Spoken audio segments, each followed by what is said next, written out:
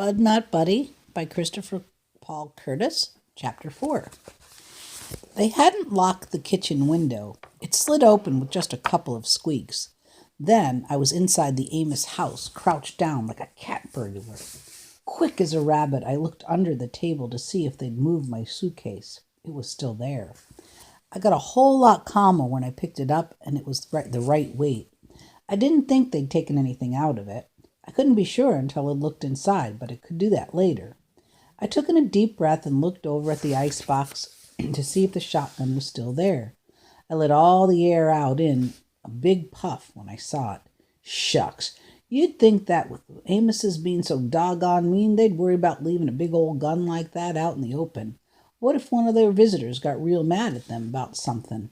I unlocked the back door and set my suitcase on the first step of the porch, so I could make a quick getaway after I was through paying these Amoses back.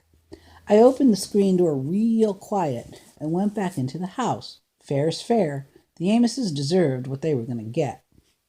I can't all the way blame Todd for giving me trouble, though. If I had a regular home with a mother and father, I wouldn't be too happy about other kids living in my house either. Being unhappy about it is one thing, but torturing the kids who are there even though they don't want to be is another.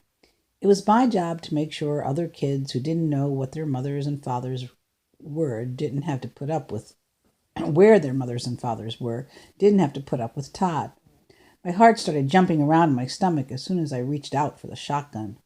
It was a lot longer and heavier than I thought it would be. I lifted it and felt how solid the smooth brown wood was against my shoulder. With it up close to my face like this, I could smell the gray metal of the barrel and the gun oil Mr. Amos used on it.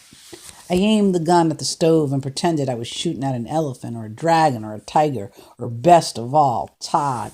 I imagined how it would feel to creep up to his bed while he was sleeping and put the shotgun barrel right in his nose. After that, I'd have to do some quick moving to get the grown-up Amoses.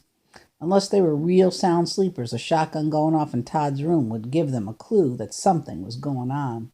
I lowered the gun. These things were just too dangerous to play with or to take chances with. That's why the first part of my revenge plan was to get this gun out of the way.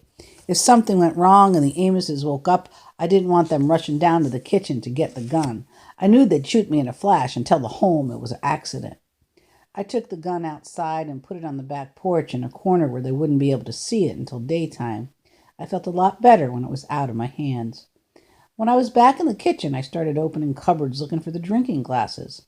The first one I opened had the jelly jar they'd given me to drink out of at supper time. I walked over to the sink and turned on one of the spigots. These Amoses had hot water running right into the house. I let it run for a second to warm up and put a dish rag in the bottom of the sink so the splashing wasn't too loud. When the water was good and hot, I stuck the jelly jar underneath until it was filled to the brim.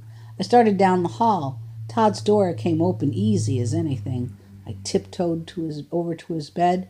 He was deep asleep, and his hands were crossed on his chest like he was ready for the graveyard. I dipped my middle finger in the water. It felt like the perfect temperature. I held my breath and picked up one of Todd's chubby hands.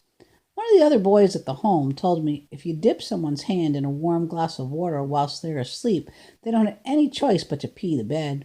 It's something about chemistry and biology, making some valve in your guts open up and whoop, zoop, sloop, you got a wet bed. I started to dip Todd's fingers in the water, but I couldn't dip more than 2 fingers at a time. Todd's bed stayed as dry as the desert. I tried holding Todd's hand flat and pouring water over it, but he still didn't wet the bed. Finally, I decided to just pour the water on his pajama pants. I pulled the blanket and sheet down and emptied the jar. His face twitched a couple of times, and for a minute it looked like his eyes were going to come open, but they stayed shut. He smiled, and the warm water from the jelly jar opened that little valve up, and whoop, zoop, sloop, he soaked his sheets. I tiptoed out of the room and down the hall and out the door. My favorite saying in the whole world is, "He who laughs last, laughs best." So I put my hand over my mouth and whispered, "Ha, ha, ha." I picked up my suitcase and walked to the street. Man, I was on the lam. I was just like public enemy number 1. If J. Edgar Hoover and the FBI saw me now, I'd be in some real serious hot water.